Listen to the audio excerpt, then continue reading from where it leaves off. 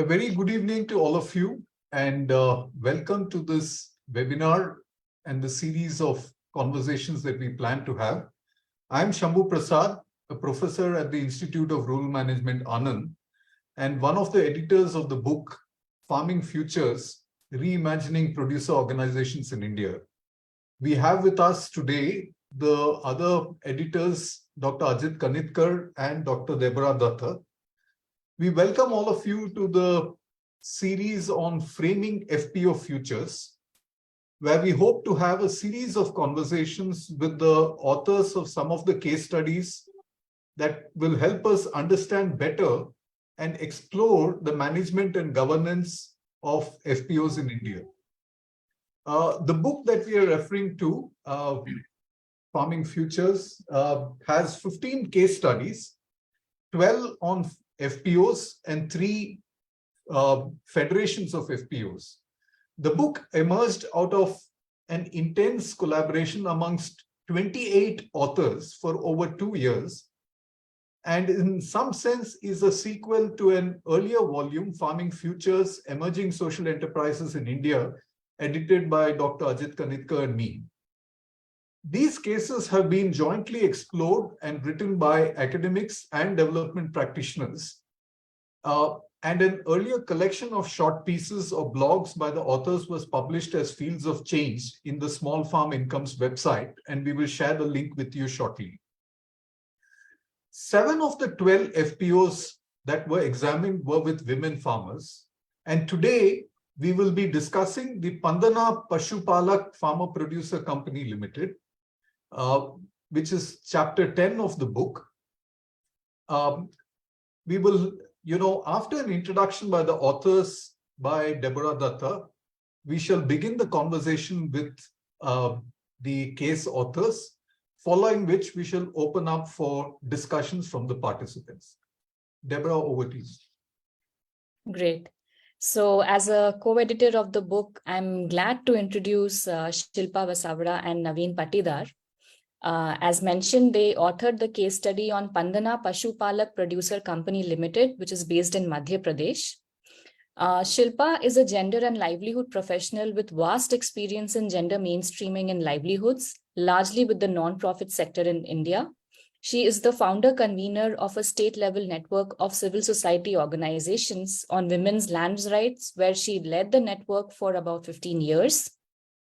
Naveen Patidar is Chief Executive Officer of the Aga Khan Rural Support Program in India, a pioneer development agency working on rural livelihoods.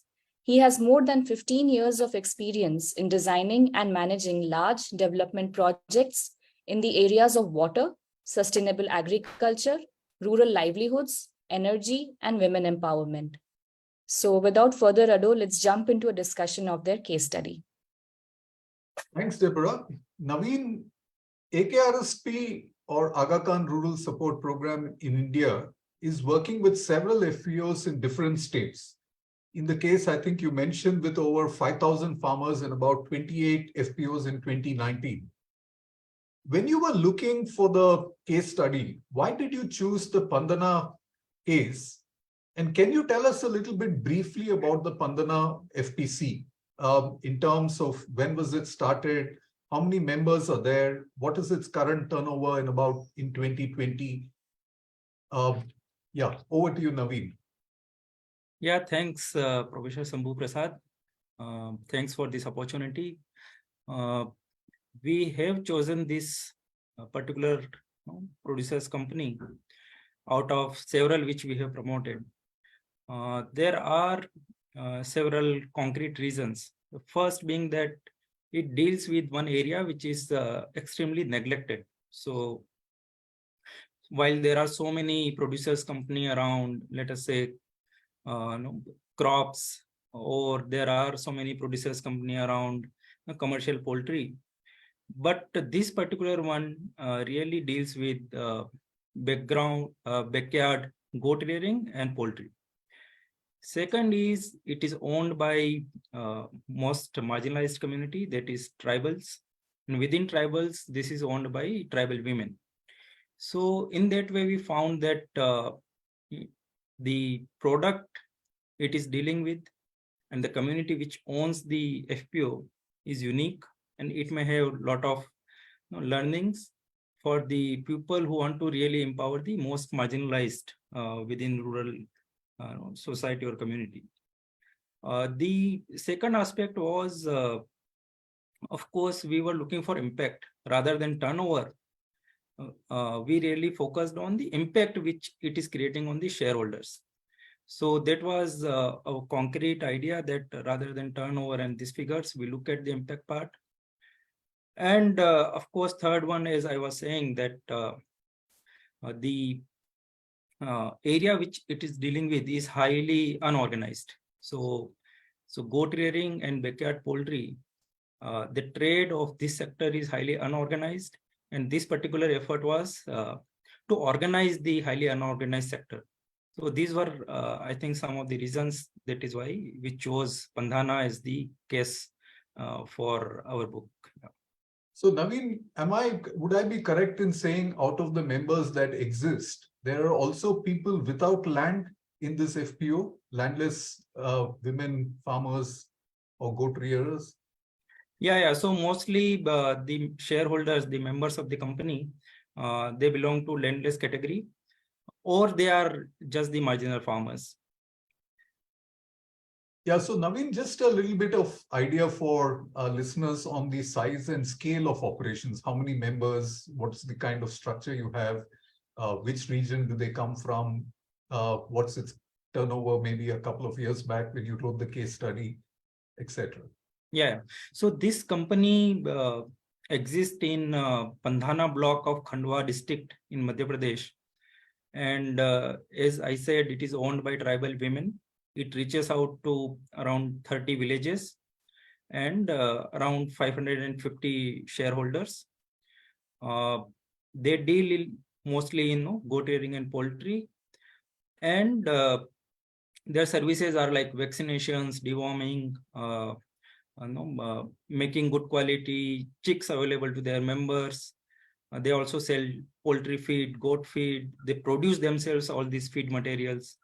They also link the output like goats and poultry with the nearby markets. These are their services.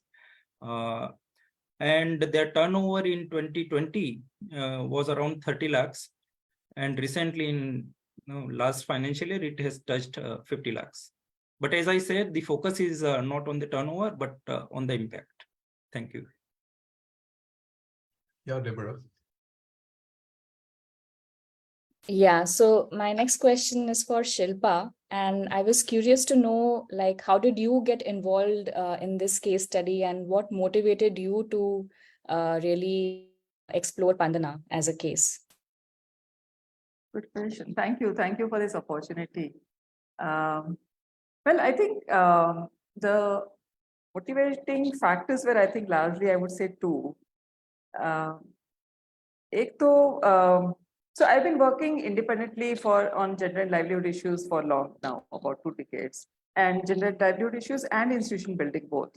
So I had been in touch with some of the FPOs in general. I am also associated on and often with AKRSP for different type of work. So when Naveen approached, I was sort of happy to get involved. But particularly because, as Naveen rightly said, this was a very special case because it had 3 layers of power, power equation. So one, of course, it was urban versus rural farmers getting organized. But within rural farmers, it was tribal versus non-tribal and men versus, so gender equations, power equations, and tribal versus non-tribal. So I thought it was very interesting to reflect on this. So that was one reason. And second, I thought that was also giving an opportunity to go deeper into understanding an FPO, because FPOs are becoming fulcrum for any agriculture development activities. And increasingly, I've been noticing that women are left behind, and we really need to engender FPOs. Otherwise, we will be left as agriculture laborers in their own fields and not get into the FPOs which are for agriculture infrastructure fund or for any other value addition processing, sorry. So I really wanted to understand, how do you actually get involved into, how do you see women-led FPOs, women-owned FPOs, and gender FPO space in general? So I think these were my two motivational factors, I would say. And I'm really happy that I got involved. That's great. And in fact, I think one of the salient points of all these case studies were that there were a lot of field studies that were undertaken. And I was curious to know, like, was there anything significant or memorable that you found as part of the field studies when you physically went and visited these FPOs or talked to the women there? Oh, yes. I guess several significant moments, though this was the field visits were conducted a while back, I think more than a year, but there were few incidents which have sort of stuck to my mind. And one incident was when we were talking to the board of directors about, and when the tribal women board of directors of the company, and they narrated how their first experience of going to the wholesale market was. So they were dealing with the goats and bucks, the male goats, and so they had a truckload full of bucks for the wholesale market, which was about 4 hours from there.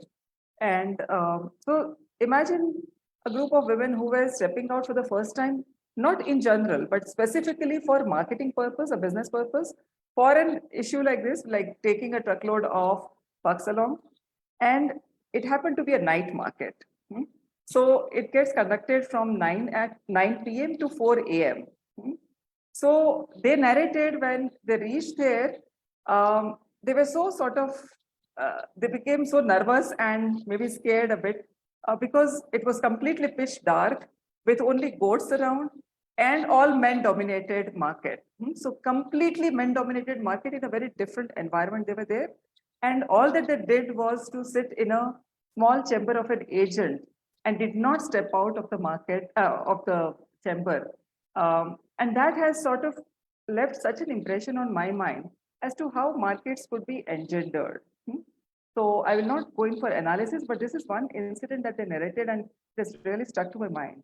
And a second one, I would say on a positive note, we were holding a meeting with the village women, tribal women, shareholders of the company. And I was trying to understand the process and the difference, especially as Naveen said, the impact part of it. And there were things related to services, as Naveen narrated, that पहले नहीं मिलती थी अभी मिलती है. Price difference, पहले गांव में बेचते थे तो ये होता था, कंपनी में इतना होता है. And one lady sort of she came back to the price and she said, मैं अगर गांव में बेचूं तो इतना मिलता है, मैंने कंपनी में बेचा तो इतना मिला है. She repeated मैं 2-3 बार. So I got curious and I generally asked her, ऐसे ये मैं मतलब कौन और पैसे कहाँ जाते हैं? She said मैंने बेचा और the way she said पैसा मेरे खाते में आता है, she मुट्ठी बंद करके पैसा मेरे खाते में आता है. And that was something which, we talk about theoretical aspects of women's empowerment, having direct access to income for women. And then she elaborated कि काम हम सब करते हैं, लेकिन जब गांव में बेचने आते हैं तो पुरुष पैसा ले जाता है, ये तो हमारे खाते में पैसा आता है. And incidentally, it so happened that when we came back, because I'm also associated with AKIs in different ways, generally I had a discussion with the team.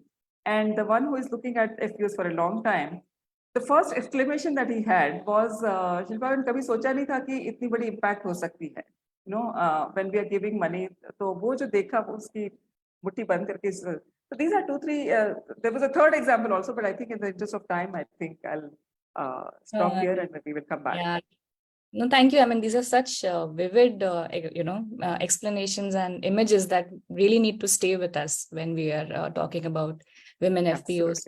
Yeah. So, Naveen, for you, what were some of the key findings that emerged? I mean, although you have been involved, I mean, in general with so many FPOs as part of AKRSP, but when you got into really zooming into this case, what came up for you? Yeah, so I think two things which are outstanding is, one is while the FPO got registered in 2016, when we started writing down the journey of this particular FPO, we realized that real journey really started in 2004.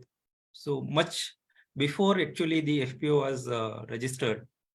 So that time, maybe AKRSP team started with organizing women into self-help groups, starting savings and credit program, maybe then venturing into natural resources, agriculture.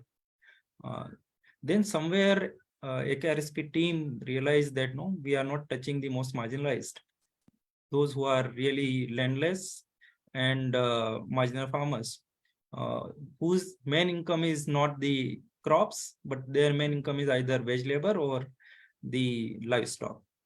That is where the team started things like providing vaccination services, deworming services, first on their own, but then they started with women paravets known as Pashu Sakhis.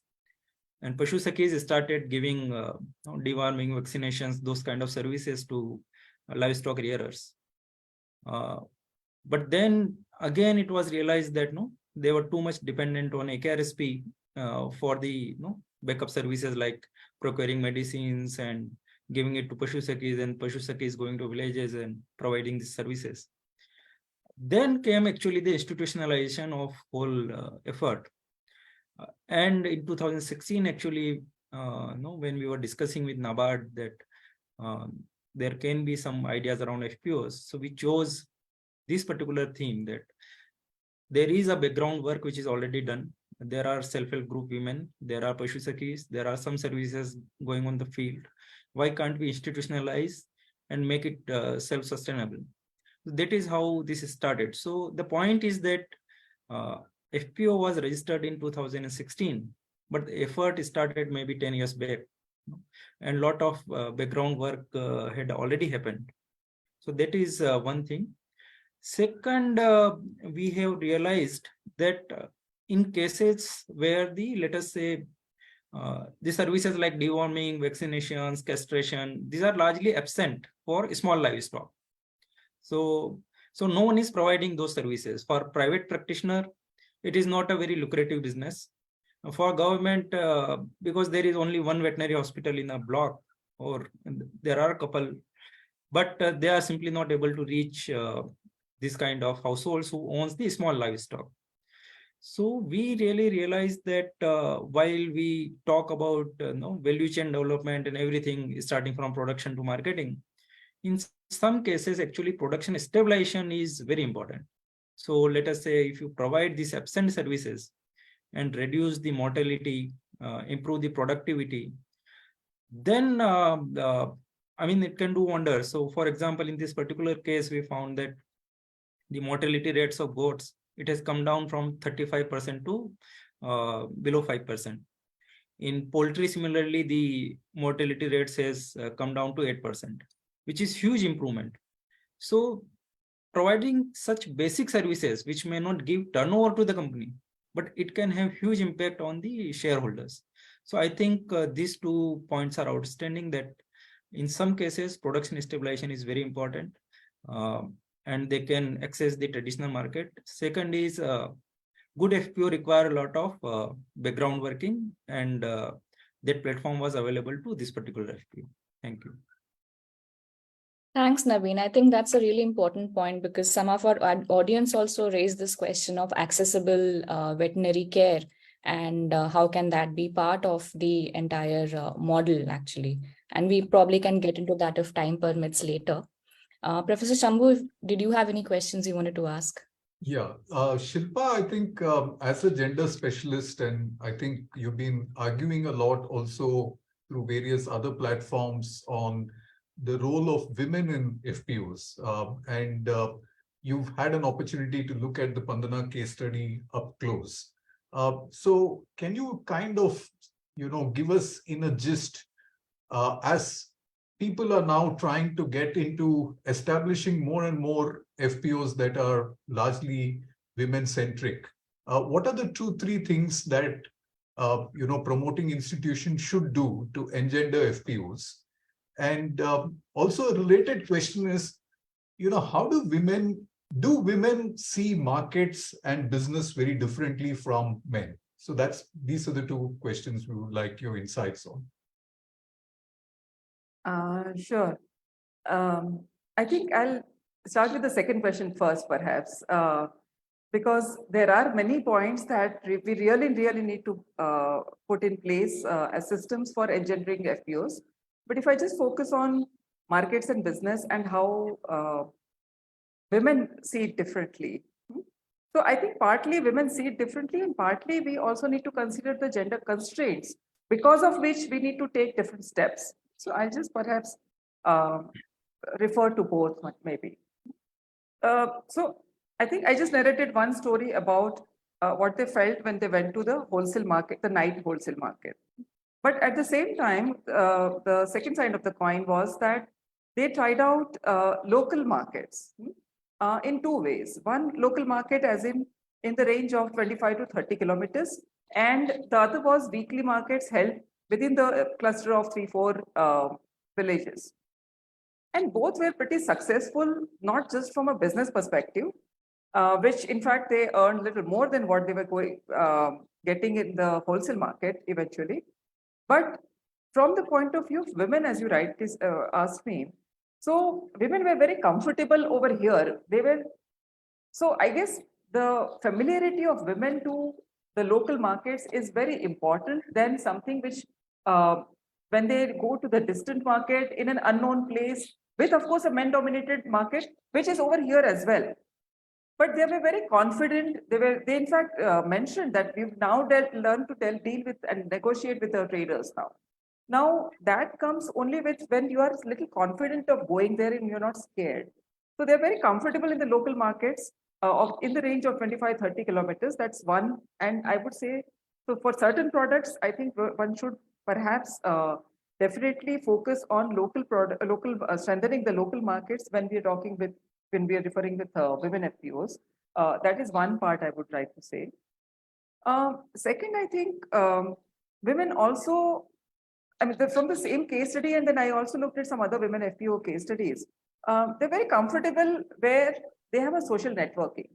So women FPOs to other FPOs, which they know that maybe they are promoted by AKRSP.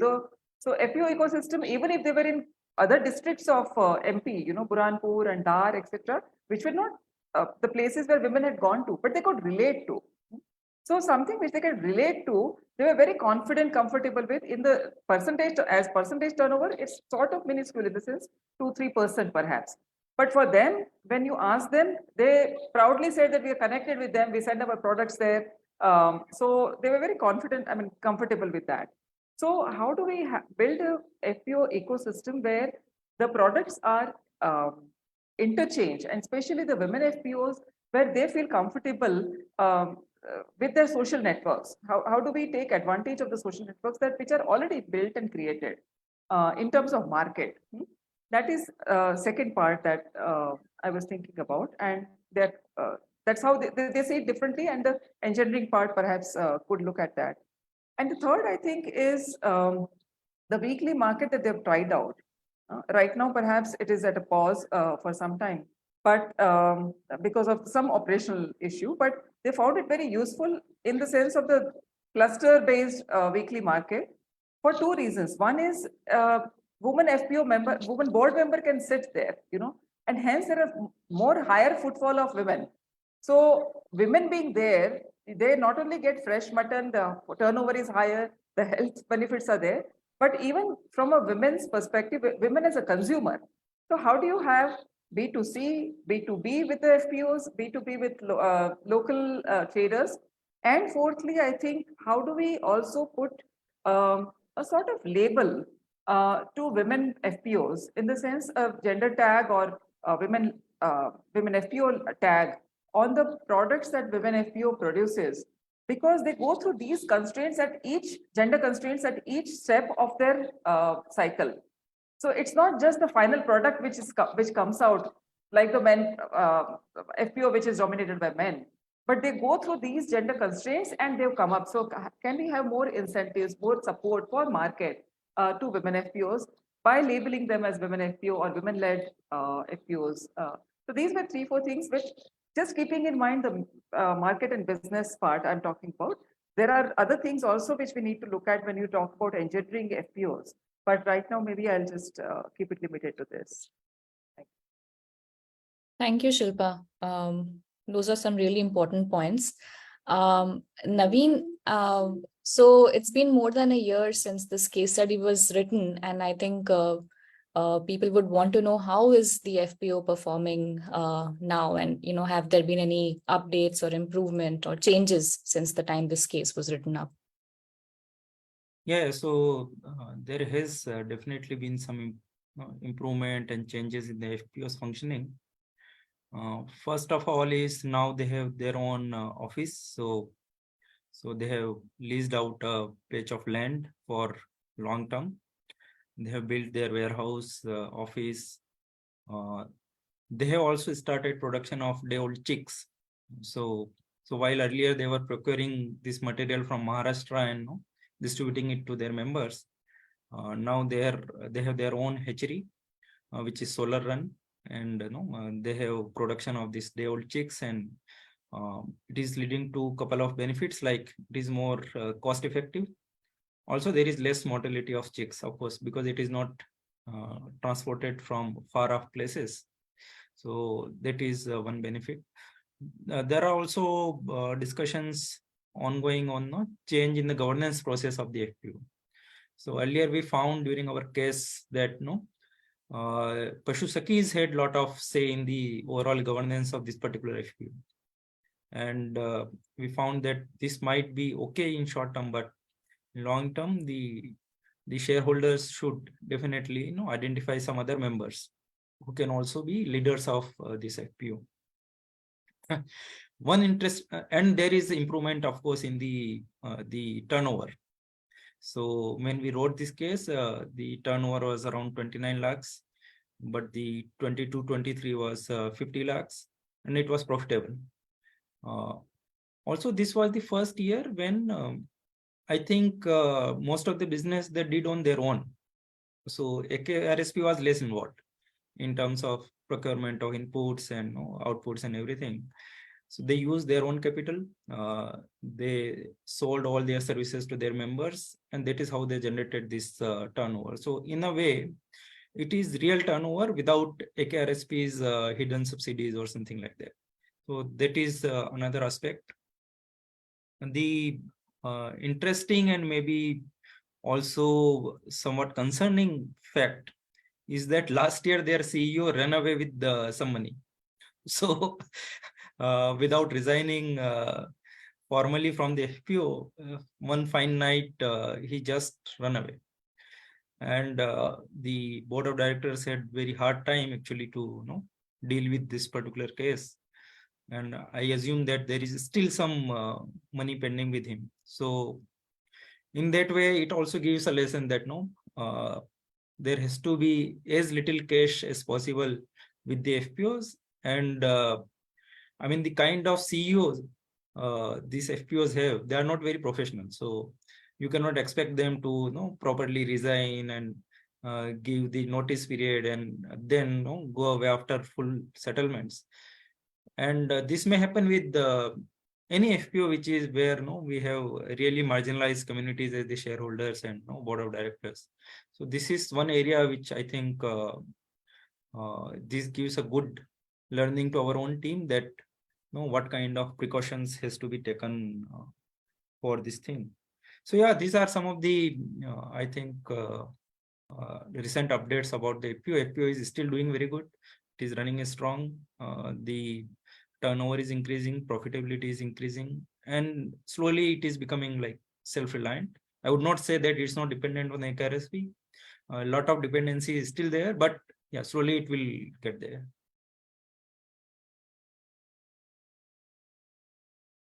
Thanks a lot, Naveen and Shilpa, for the excellent insights you provided us on the Pandhana FPO. It's a interesting FPO of women into multiple commodities, though we've spoken a lot about goats, but you also alluded to their involvement in poultry, engagement in the local markets, working in a very disadvantaged kind of region with an unorganized kind of setup, issues of governance, tremendous resilience despite COVID, which affected their operations.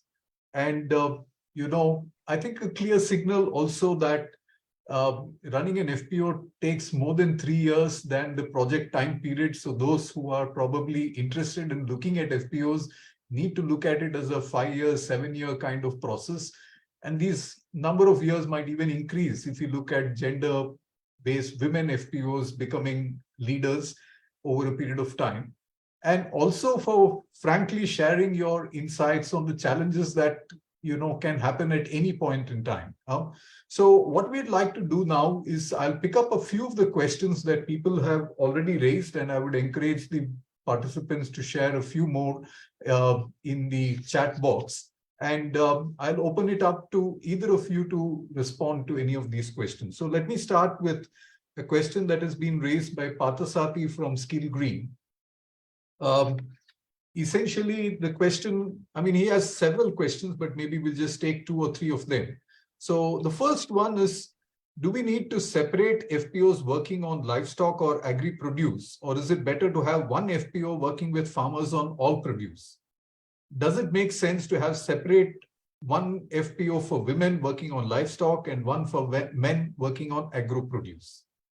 Any quick comments on that? Yeah, so as an organization now we have realized that there is so much uncertainties in terms of income from agriculture. So if you look at some years, crop may be very good, market rates for crops might be very good. Some other years, there is a total failure of crops. So in that way, if we want to really make rural livelihoods more resilient, every household needs multiple sources of income. That includes crops, livestock, maybe some wage labor, narega, everything. In that way, if I were to design a new FPO in some new place of similar kind of communities and geography, definitely we can look at combined FPO. Of course, then we have to also look at 2 things. One is livestock require certain specialized services, which are of veterinary and those kind of nature, which are very different than the crops.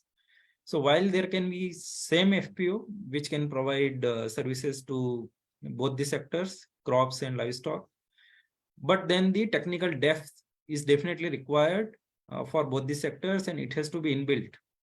So for example, the CEO of this particular company was a veterinary person. Okay. So whether we require technical competency at the management level to handle the kind of products and services which the FPO is offering, that has to be considered. But in this particular case, we realized that SHG platform was there. Most of the livestock rearers and owners were also women, and it made perfect sense to actually go for separate livestock FPO. The Pashu Sakis were there, women SHGs were there, and most of them were landless and marginal farmers. So in order to have a very dedicated focus on this particular sector, the Pandhana really made sense. But in a new FPO, we can definitely design a newer kind of institution which can have both the elements. But as I said, crops and livestock, they require very specialized technical knowledge. So that we have to keep in mind. So thanks, Naveen. I think one of the questions that also came up in the chat is related to a question that was posted on the issue of, do primary groups like farmers clubs or SHGs make a difference in FPOs? So related to this is, I mean, has AKRSP, even in its new promotion of FPOs and as CBBOs, have you actually tried forming FPOs without a primary institution at one level, and how has it possibly worked? And yeah, so that's a very simple question that people would like to understand better. And perhaps also related to it, I mean, in some sense, how many years should you have a primary FPO before you actually get them registered as a, primary institutions before you get them registered as a formal institution? Yeah, so if you look at this particular case, we have given history and milestones. We see that there is a lot of trials and experimentation which has been done by the field team. So earlier there were Pashu Sakhis who were directly providing services to livestock rearers, mostly goat rearers. Then the team realized that they definitely need ground level groups. So they formed Pashupalan groups, Pashupalak group on the ground. But then again they realized that for a woman who is there in the villages, they have to attend several meetings. So they are going to SHG meetings for saving and credit. Then they are going to VOs. Then they are going to federation meetings. So it was too much. Like then there are farmers field schools where they are taught about natural farming and all these things. Then team realized that while we are farming so many groups, is there enough time for women to actually participate actively in so many groups? And that is where they again decided that why don't we just build on the existing self-help groups rather than going for new groups? And it was very logical because most of the SHG women were already the livestock owners. So there was no need of actually forming separate groups. SHGs are now the basis for this particular FPO, and the SHG members are the shareholders in the FPO. Shilpa, you want to add something?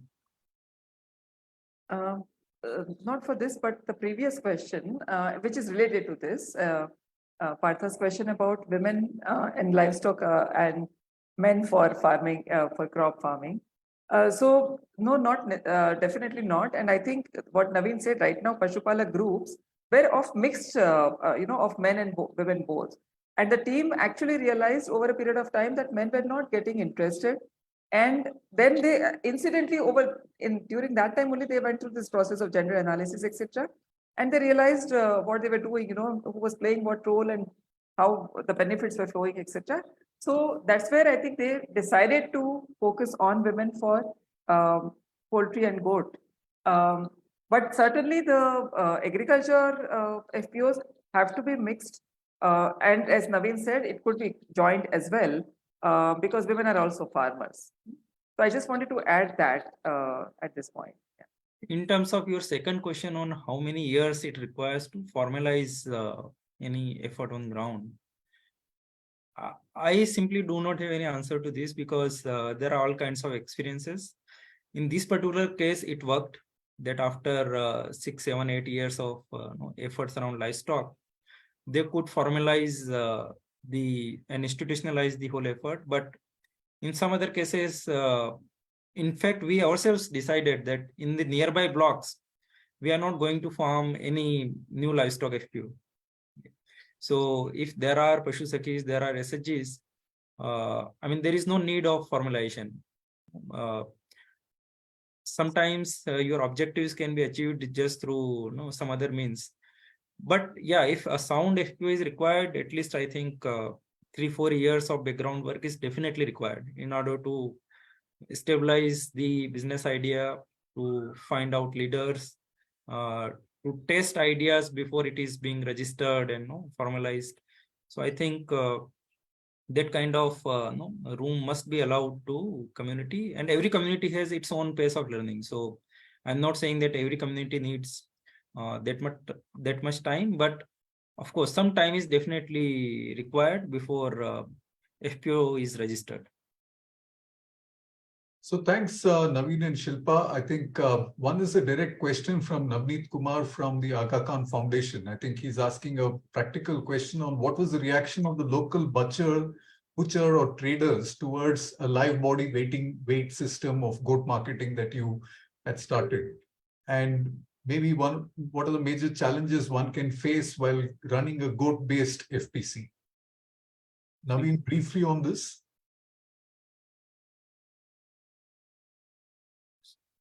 Shilpa, do you want to take this question? You start and then I'll definitely join because there are more questions for Shilpa. So Naveen, go ahead. No, but I would certainly like to join here, but not for live waiting, but something else. No. So this is really very difficult area. So organizing the unorganized sector is very difficult. Let me give you one example. Like if we want to transport 10 bucks in a vehicle to some market, there are government rules that the goats have to be vaccinated, They need a proper spacing in the vehicle you are transporting. You need certain no objection certificate from the local authority. But if you practically look at the ground, no trader actually follows these processes. So a vehicle which in terms of rules should not be transporting more than 10 bucks, let us say.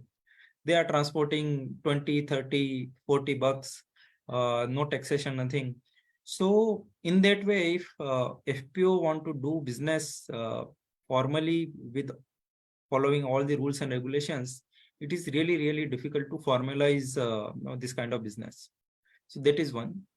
That is where I think the FPO found local market much more remunerative.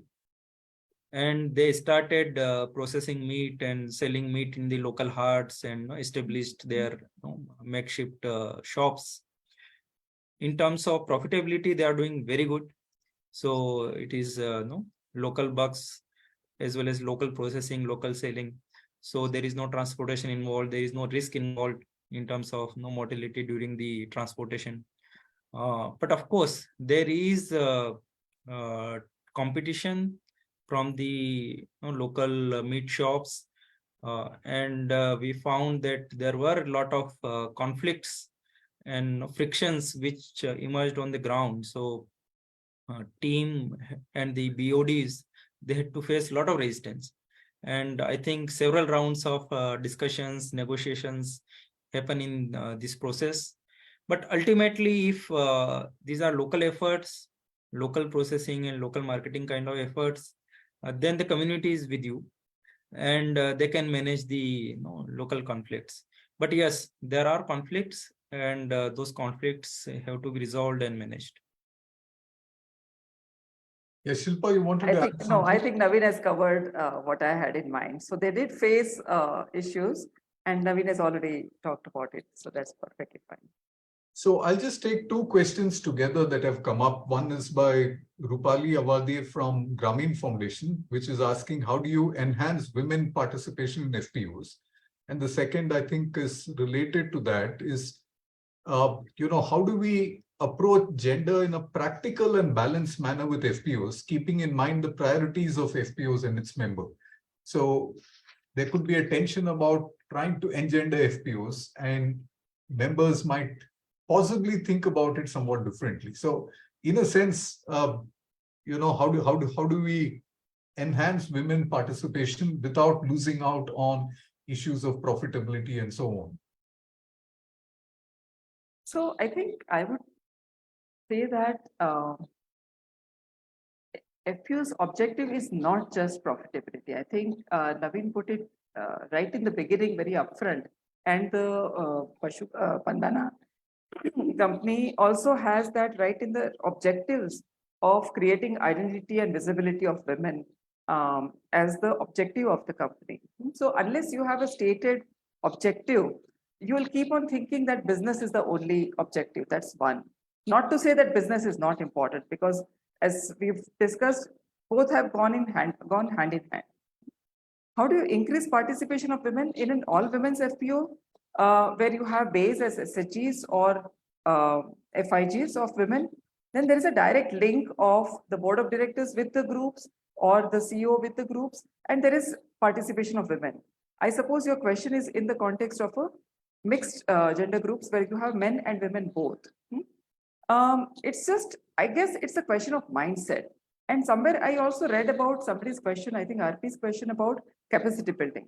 So it's how we look at women, how we understand gender constraints, how we analyze the entire thing from a gender perspective.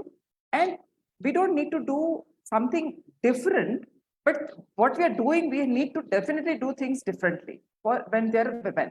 And that's how we can increase women's participation. For example, if just to take an example of capacity building efforts, you can have the same module, fine.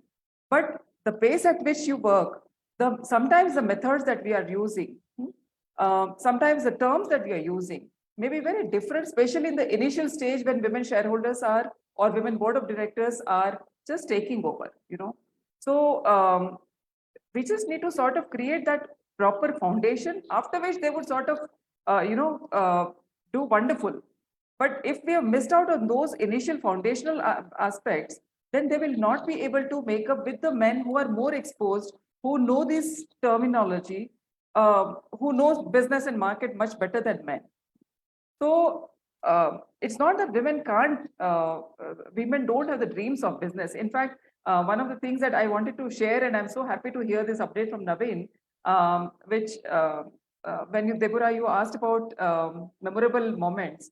I remembered one scene when the board of directors, women board of directors had mentioned that हम लोग एक दिन का जो चूचे chicks जो लाते हैं वो भुसावल से मतलब 130 किलोमीटर दूर से लाते हैं और ट्रांसपोर्ट में वो काफी मोर्टेलिटी इज वेरी हाई तो can't we have something like that जो भुसावल में है ऐसा हम अपना नहीं हो सकता है क्या and there was a dream in their eyes there was a spark in their eyes so it's not that women are not into business, they don't want that. It's just that the pace at which they work may be different, the exposure may be different. In terms of market, we talked about safety, distance, mobility, night timings. So are we aware about these and we come up with some solutions? That is the difference that we need to look at. So we just need to deal with it differently. It's not some that we need to do things completely differently. That's all that I would say. Thanks a lot, Shilpa, for these insights. Yeah, so the next question is raised by Ranu Bogal from Karamdaksh. I think one of the concerns has been about the issue of the ecosystem. Maybe I'll paraphrase this a bit by drawing a bit from the case. So in the case of the Pandhana Pashupalak, it's an interesting case where NABARD was actively involved and later SFAC also provided a certain amount of grant.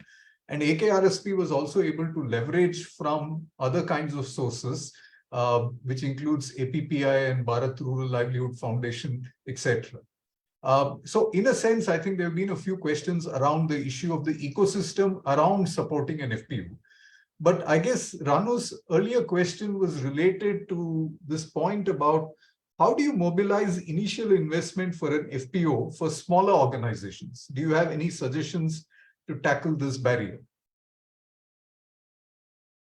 So, yeah, I think you have taken name of all the donor agencies which supported us during all this time. But this is very relevant question. Like, the initial 9 lakh rupees project which we received from NABARD, it was definitely not sufficient in terms of promoting and establishing a good quality FPO.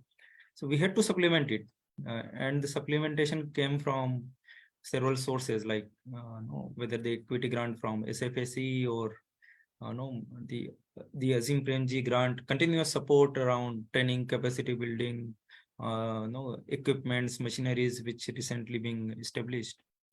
So I think the role of converging and leveraging all these resources lies with the implementing agency. So like CBBO or whatever you call it, the promoting agency need to play that role, whether we bring it from the local government or the donors or the banks.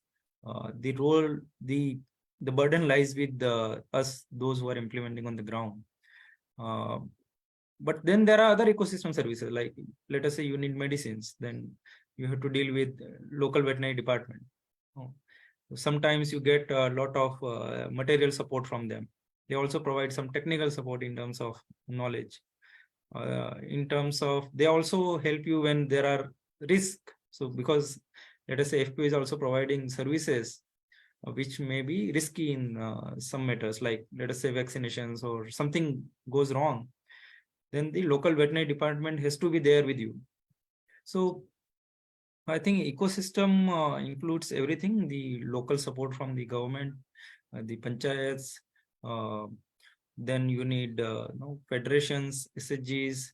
On the donor side, you have to leverage several agencies, because the kind of support which is required first is the longevity, because while the project cycles are, let us say, 2-3 years, typically any donor you take, they support you in 3-year cycles. But then you have vision for longer period of time, because you already know that this FPO cannot be established in 3 years. So then you have to continuously look for support, which is beyond the initial project period. And fortunately, in this particular case, the team could continue that support through various funding agencies and government agencies. But yeah, I mean, that service is required 3 years and single project is not enough. If I could just add a line with what Naveen left, I think that type of investment is also required. That was one of the learning that came up very clearly, that if you're working in such a remote area which has such major inequalities of rural, urban, men, women, I mean, gender, several other dimensions, then for that FPO to come up to a level where they can take up on their own requires certainly much more investment than what it might be happening in other areas. So, and I don't think we should feel anything bad about it. So that's one major learning, I would say, at least for me. Thanks a lot. I think we have some questions from Dr. Ritesh Kumar from the Bihar Rural Livelihoods Program. So there are 3 sets of questions. So, I mean, you can choose to answer all 3 or just one of them. So the first is, can FPOs be a multi-commodity cooperative? That's the first one. The second one is, how do you strengthen governance and autonomy of FPOs? The third is, how do you develop a market ecosystem and branding for FPOs? So I think the multi-commodity we have already discussed, no? Yeah. The kind of livelihoods resilience which is required at the household level, it definitely requires multiple sources of income. If FPO is capable of dealing with several income sources, several income streams, then it can be done. The autonomy and governance, I think this is going to be the toughest part of all the FPOs. Let us say if we are promoting FPOs of most marginalized, those who do not have resources to invest, women, let us say, also they do not have formal education. They have never heard of terms like PAN cards or business ideas or those kind of terms. Then rather than thinking of 100% self-reliance, we should actually think about how we continue to handhold FPOs in a way that their autonomy is also ensured. They are also in control of their business. But then whenever required, there is some support available from our side. So we cannot just leave FPOs in middle and say that from tomorrow you have to manage your business. Because we see that the situation is so dynamic, changing every year. Some year there is drought, some year there is a market crash. So we cannot think of immediate future where we can say that from tomorrow you just go on and manage your own business. I think the better and more practical way is let their business keeps on growing. Our handholding keeps on decreasing, but then we should always be available whenever we are needed. So we should hand over as many functions as possible to the FPO, its leadership, its management. But then we should always keep ourselves ready to come in whenever we are asked to come in. You want to also talk about branding? Shilpa, you want to add a bit on this issue of governance and autonomy? No, I think Naveen has covered it all. I was just telling him about branding, the third question. If he wants to mention about that, and Muskan. Yeah. Muskan is one of the brands that you've developed in this case, maybe a bit on that and probably drawing from that a bit further on why should FPOs have their own brands?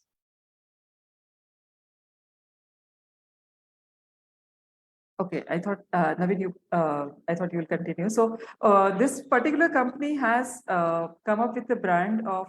So they are actually manufacturing their own poultry products and goatry products. So feed and feeder and several other things, salt bricks. So and they have branded that as Muskan. And that is now getting very popular among people because of the quality, because of the cost. And so definitely branding certainly helps, and having their own brand certainly helps. So that, what I mentioned about sending that across in other FPOs, so they also know that Muskan brand ka ye hai, wo Pandhana mein hai, वगैरह. So definitely it also creates an identity, which identity of women FPOs and FPO in general. Even the veterinary doctors, I think the local doctors sometimes refer to these Muskan brands to the customers because when they come there, so because it has a quality product. I hope I've responded to the question, to your question. Just in terms of information, and I think we hope to have this conversation with the some of the ecosystem players. I think the managing director of SFAC has been doing a very interesting experiment and quite actively getting FPOs listed on the ONDC platform. So I think FPOs have started selling based on their brands. It's still very early days, but I think there is an initiative in that direction. We are kind of running out of time, so I'd like to, I mean, it's a bit of a difficult choice to choose one of the many questions that have been posed and are continuing to be posted in the chat group. So I'll probably just take one of this and, and then we could end with this. I mean, there are some specific questions on the practices of goat rearing and all of that. So I would encourage the those of you who have these questions to write to Naveen or any of the AKRSP team. They'll be happy to answer them over email separately to you. So let me just take one question. Perhaps this is posted by Astad Pastakia. So the Amul pattern of collectives is replicable to livestock sector with a few adjustment in each subsector, like goat rearing, poultry, piggery, etc. Would you agree with this statement? Is the question that Astad has provocatively asked both of you. So Naveen is an expert on this. So my answer is, I think, as I said, we are trying to organize sector which is highly unorganized, where hardly anyone follows the rules and regulations. It will be difficult for an entity to follow Amul kind of pattern, where you want to follow each and every rule of the sector, because the kind of example I was narrating about, that, let us say, transportation. So while it is very easy to transport a chilled milk from village cooperative to consumer, it is extremely difficult to transport a live animal from village to urban consumers. It's very difficult. So and difficult, and also the kind of consumer preferences we have in this particular sector, where people really like the fresh produce rather than processed and packed and transported from far off places. So I think it will be very difficult to replicate those kind of models. Rather, what we found is, if you look at this produce from the, let us say, local food security and nutrition perspective, it makes much more sense to produce and consume at the local level, which will be more cost effective for both producers as well as consumers, and it can give a sustainable market to FPO. Yeah, thank you very much. There are many more questions and insights that we probably cannot answer now, but I leave it to Deborah to end this conversation, and we look forward to being in touch with you for more such conversations. Over to you, Deborah. Yeah, thank you so much. I think it's been a really engaging hour. We did not realize that an hour had passed. And the idea, I mean, we talk about dignified livelihoods, and the dignity here comes from the autonomy and agency that women farmers need to have, as well as also looking at the different kinds of climate emergency that are becoming more and more common. I think there are very important insights that also come from looking into local supply chains and developing resilience at a local level. And I think all of these questions are definitely something that people need to engage with more, and hopefully more such case studies will also be explored as a result of this conversation. So with that, I would like to thank everyone who has been such a good audience and an engaged audience. And a big thank you to the LFI team, Anish, Abhishek, and who have been working to help make this webinar a really smooth experience for everyone involved. We also had Ajit, and the next interview, I'm sure Ajit will be taking a more central role in organizing and conducting the sessions. So thank you so much, Naveen, Shilpa, Professor Shambhu, and everyone else involved. So until next time, yeah, thank you.